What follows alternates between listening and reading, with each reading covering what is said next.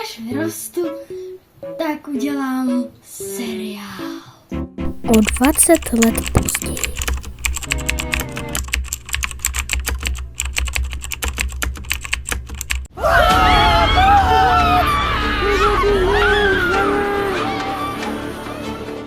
Tohle, teďka je tady apokalypsa.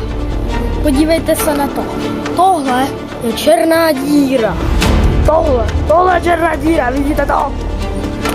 Takže, a teďka to musím nějak zastavit, protože jinak všichni umřeme. Sledujte za mnou! Teďka tady vyskočíme na tohle. Tak! Tady máme tohle becinko. Tohle ani nevím, jak se jmenuje. Takže jako... Tohle budeme muset zapnout, protože jinak všichni umří. Tady se to zapíná.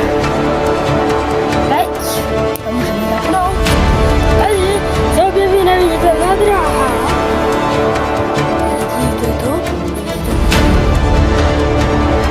Pak budeme na ní až na Mars. Takže teďka budu muset se obětovat. Obětuju se, aby jsme všichni